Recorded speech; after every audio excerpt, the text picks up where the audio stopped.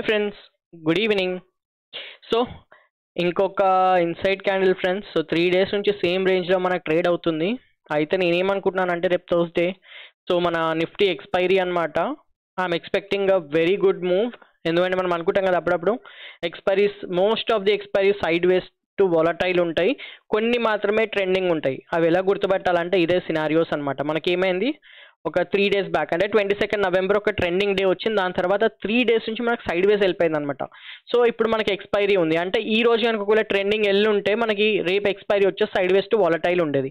అయితే 3 days నుంచి side వేస్ వెళ్ళింది అండ్ ఇంక్లూడింగ్ వెనస్డే అంటే ఈ రోజు కూడా సైడ్ వేస్ వెళ్ళింది. కాబట్టి మనం రేపటికి ఎక్స్పెక్టేషన్స్ పెట్టుకోవచ్చు అనమాట. We can get a good trendy move అని నేను అనుకుంటున్నాను. చూద్దాము ఏమవుతుంది అన్నది. ప్రస్తుతానికి మాత్రము సేమ్ లెవెల్ ఫ్రెండ్స్. 3 రోజుల నుంచి అదే దుకాణం ఉంది, 2 రోజుల నుంచి అదే దుకాణం ఉంది, మారలేదు ఏమి. సేమ్ థింగ్ ఈ రోజు కూడా మనకి ఎగ్జాక్ట్గా ఆల్మోస్ట్ ఈ లెవెల్స్ నుంచి, ఈరోజు డే 27th రైట్, మనకు ఆల్మోస్ట్ మార్కెట్ ఓపెన్ అయింది ఈ లెవెల్స్లో. ఓపెన్ అయిన వెంటనే పైనుంచి కిందికి వచ్చేసింది. ఇంకా ఇదే స్వింగ్ అనమాట. అంటే ఇంకా న్యూ లో అన్నది ఫామ్ అవ్వలేదు. ఇప్పుడు మరి 9:15 క్యాండిల్ లో మార్క్ చేసుకున్నారు అనుకోండి, అక్కడ నుంచి స్వీప్ చేసింది అనమాట లిక్విడేషన్. అంటే స్టాప్ లాసెస్ ఎవరైతే పెట్టుంటారో వాళ్ళు స్వీప్ చేసేసుకొని ఇంకా కంప్లీట్గా హయ్యర్ సైడ్ అన్నది మూవ్మెంట్ ఇచ్చింది. అండ్ ఎగ్జాక్ట్గా మన హై ఏదైతుందో ఇది మనం మార్క్ చేసుకున్నాం కదా, హై 24,350 లెవెల్స్ రౌండ్ ఫిగర్ చెప్తున్నాను. అక్కడ నుంచి ఒక రిజెక్షన్ తీసుకొని ఫర్దర్ డౌన్ సైడ్ వచ్చింది. గుడ్ థింగ్ ఏంటంటే మనకు హయ్యర్ సైడ్ క్లోజర్ ఇచ్చింది. అంటే ఇప్పుడు మీరు మళ్ళీ నేను 1 day క్యాండిల్కి వెళ్తున్నాను. నిన్న మనకి ఏం జరిగింది, నిన్న మనకి పైన సైడ్ ఓపెన్ అయ్యి కింది సైడ్ క్లోజర్ వచ్చింది. మొన్న కూడా ఆల్మోస్ట్ డోజీ ఫామ్ అయింది. అంటే పైకి కిందికి 2 sides మూవ్ అయ్యి మధ్యలో క్లోజ్ అయింది. బట్ ఈ రోజు మాత్రం మనకు హయ్యర్ సైడ్ క్లోజర్ అన్నది ఇచ్చింది. డోజీయే ఈ రోజు కూడా, డోజీ కాదనట్లేదు. కాకపోతే ఏంటంటే మనకు క్లోజర్ అన్నది కొంచెం హయ్యర్ సైడ్ వచ్చింది అనమాట. అంటే ప్రీవియస్ 2 daysతో కంపేర్ చేస్తే మనకు కొంచెం హయ్యర్ సైడ్ క్లోజర్ అన్నది వచ్చింది. So this is a good sign only అని మనం అనుకోవచ్చు. నాకు తెలిసి ఈ రోజు కూడా ఎఫ్ఐఎస్ బై సైడే ఉండుంటారు. నిన్న కూడా మనకు కొంచెం బై సైడే ఉండే అనమాట. నేనేం ఎక్స్పెక్ట్ చేస్తున్నాను అంటే రేపు కనుక మనకు సేమ్ థింగ్ ఫ్రెండ్స్, లైట్గా చేంజెస్ ఉంటాయి అంతే. నేను ఈ అనౌన్స్మెంట్ అనేది రిమూవ్ చేసేస్తాను. 15 minutes క్యాండిల్స్కి వెళ్దాము.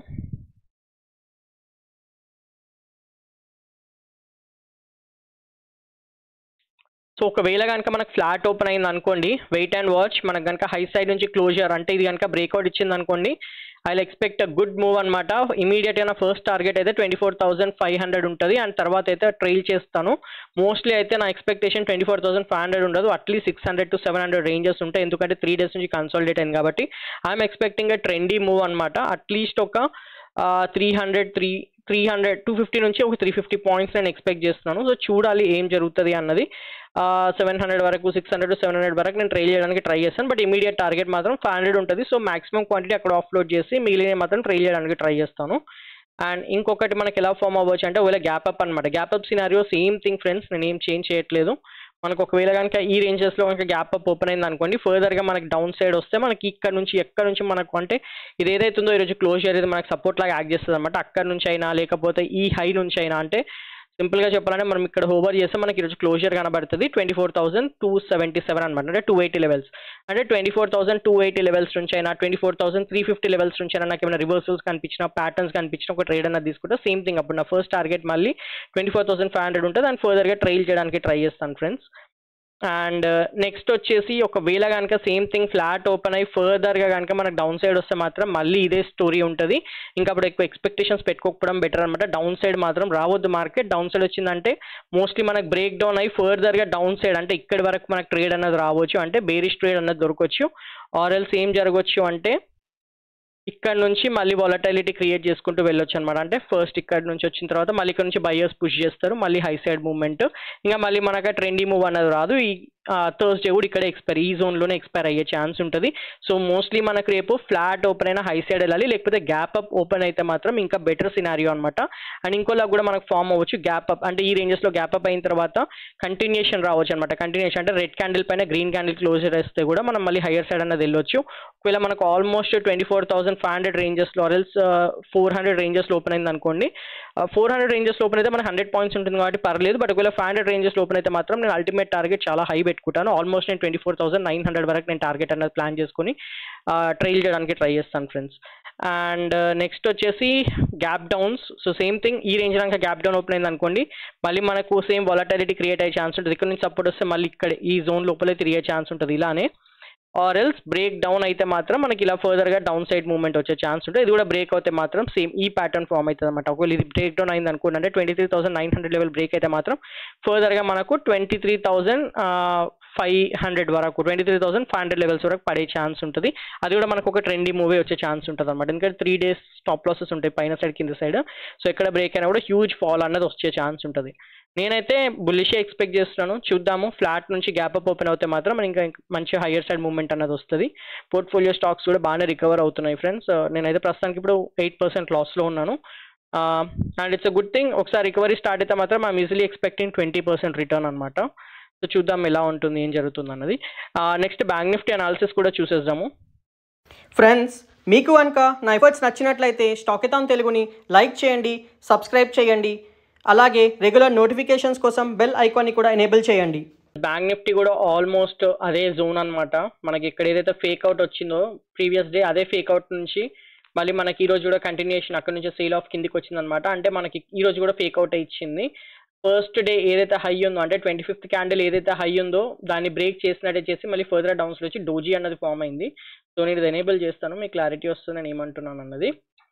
సో నేను ఏమనుకున్నాము, ఇఫ్ ఇన్ కేస్ ఇది బ్రేక్అవుట్ అంటే 52,350 బ్రేక్అవుట్ ఇస్తే మనం ఫస్ట్ టార్గెట్ ఇక్కడ వరకు ట్రేడ్ తీసుకోవచ్చు అనుకున్నాం కదా, 52,550 వరకు. బట్ అది మనకు అచీవ్ అవ్వలేదు అనమాట, ఫేక్ అవుట్ అయిపోయింది. మధ్యలో మనకు రిటర్న్ అన్నది వచ్చేసింది.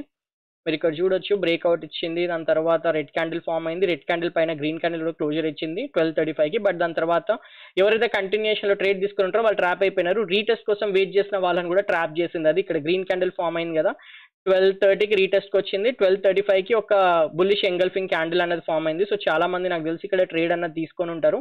At least for target of first target వచ్చేసి కరెంట్ స్వింగ్ హై ఉంటుంది, అండ్ సెకండ్ టార్గెట్ వచ్చేసి ఇది పెట్టుకునే వాళ్ళు చాలా మంది ఉంటారు. వాళ్ళందరినీ ట్రాప్ చేస్తూ ఫర్దర్గా డౌన్ సైడ్ వెళ్ళిపోయింది ఫ్రెండ్స్. సో ఇలా ఉంటుంది మార్కెట్. ఒక్కొక్కసారి ఫేక్అవుట్స్ అనేవి క్రియేట్ అవుతుంటాయి కదా, మనం ఏం చేయలేము. కంటిన్యూషన్లో ట్రేడ్ తీసుకున్న వాళ్ళు ట్రాప్ అయినారు, రీటెస్ట్లో ట్రేడ్ తీసుకున్న వాళ్ళు కూడా మనం బ్యాంక్ నిఫ్టీలో అయితే ట్రాప్ అయ్యారు. సో చూడండి, కొంచెం జాగ్రత్తనే ట్రేడ్ తీసుకుందాము. అండ్ మనకైతే ఈరోజు ఎక్స్పైరీ అన్నది అయిపోయింది బ్యాంక్ నిఫ్టీది. ప్రస్తుతానికి ఇంకా మనం వెయిట్ చేయాల్సిందల్లా మంత్లీ క్లోజర్ కోసం మాత్రమే. సో మనం ఇది ఎలా అనాలిసిస్ చేసుకోవచ్చు అంటే, let me remove this. So రేపు కనుక ఇలానే ఫ్లాట్ ఓపెనింగ్ జరిగింది అనుకోండి, ఫస్ట్ మనకి డే హై అన్నది రిమూవ్ అయిపోవాలి. సో డే హై వచ్చేసి ఇది ఉంటుందన్నమాట. మనం ఇక్కడ హోవర్ చేస్తే మనకు కనబడుతూనే ఉంటుంది, ఇది ఏదైతే హై ఉందో అది అనమాట, which is nothing but 52,444. Round of చేస్తే 52,450 అనమాట. ఇక్కడ మీరు హోవర్ చేసుకుని మీకు కనిపిస్తుంది. జనరల్గా మీరు ఎప్పుడైనా సరే డే హై డేలో అనేది మార్క్ చేసుకోవాలి friends, it's a good practice అనమాట. నేనైతే ఇక్కడ ఒకవేళ బై ఛాన్స్ మిస్ అయినా కూడా నేను రియల్ టైంలో మాత్రం అది పక్కా పెట్టుకుంటాను అనమాట. మీరు కూడా అది ప్రాక్టీస్ చేసుకోండి డే హై డేలో అనేది. ఇది వచ్చేసి డే హై అనమాట, ఇది వచ్చేసి ప్రీవియస్ డే అనమాట. నేను ఇది రెడ్కి మార్క్ చేసేస్తున్నాను. సో ఇది కూడా రెడ్లో పెట్టేద్దాం. ఇప్పుడు మనం ఏమున్నా కూడా ఇది బ్రేక్అవుట్ వచ్చిన తర్వాత ఇమీడియట్ ఇది రెసిస్టెన్స్ ఉంది కాబట్టి ఎవరైతే స్కాల్పర్స్ ఉంటారో టైనీ స్కాల్ప్స్, అంటే ఇక్కడ నుంచి రీటెస్ట్ మనకు ఆపర్చునిటీ దొరికిన కంటిన్యూషన్ దొరికిన కూడా ఫస్ట్ టార్గెట్ ఇది ఉంటుంది అండ్ సెకండ్ టార్గెట్ ఇది ఉంటుంది. అంటే which is nothing but 52,000 round of number చెప్తున్నా, 52,450 అండ్ 52,550 అనమాట సెకండ్ టార్గెట్. ఇది బ్రేక్అవుట్ ఇచ్చినాక మాత్రం అస్సము 52,900 వరకు వచ్చే ఛాన్స్ ఉంటుంది.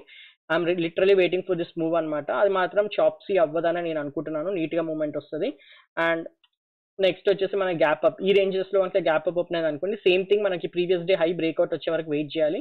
బ్రేక్అవుట్ వచ్చినాక కంటిన్యూషన్లోనైనా రీటెస్ట్లోనే ట్రేడ్ ఒకటి ప్లాన్ చేసుకోవచ్చు.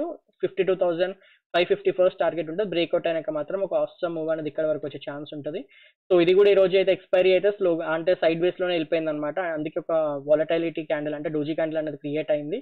సో బ్యాంక్ నిఫ్టీ ఒక స్మూత్ ఎక్స్పైరీ అయిపోయింది ఈ రోజు. సో మనం దీనికి కూడా మనం రేపు ట్రెండ్ ఎక్స్పెక్ట్ చేయొచ్చు అనమాట నిఫ్టీతో పాటు. ఇది ఒక సెటప్ అనమాట, గ్యాప్ అప్ ఇంకా ఫ్లాట్ ది.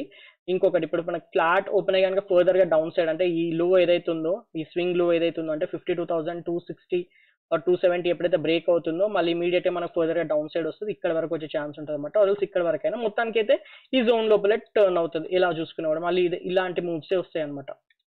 సో మనకు మోస్ట్లీ రెండిట్లలో ఏంటంటే gap up or else flat open అయ్యి హైయర్ సైడ్ మాత్రమే మూవ్మెంట్ రావాలి. అలా కాదని చెప్పి ఒక్కసారి కిందికి వెళ్ళిందంటే మనం ఇంకో వదిలేసుకోవడమే బెటర్ అనమాట ట్రేడ్. ఎందుకంటే అది ఇంకా సెల్లర్ డేనే అవుతుంది, మొత్తం మార్కెట్ సైడ్ వేస్ వెళ్ళొచ్చు. ఒకవేళ కనుక మళ్ళీ ఫార్చునేట్లీ బ్రేక్ డౌన్ కనుక ఇచ్చింది అనుకోండి ఈ రేంజెస్ నుంచి, అప్పుడు ఒక షార్ట్ ట్రేడ్ అనేది ప్లాన్ చేసుకుంటాను నేను. 51,770 వరకు నా టార్గెట్ ఉంటుంది, అంటే ఇది బ్రేక్ అవుతే గనక. అండ్ ఇది కూడా బ్రేక్ అవుతే మాత్రం ఒక వెరీ గుడ్ మూవ్ 51,280 లెవెల్స్ వరకు వచ్చే ఛాన్స్ ఉంటుంది ఇక్కడ వరకు అనమాట. So that's it friends, thank you.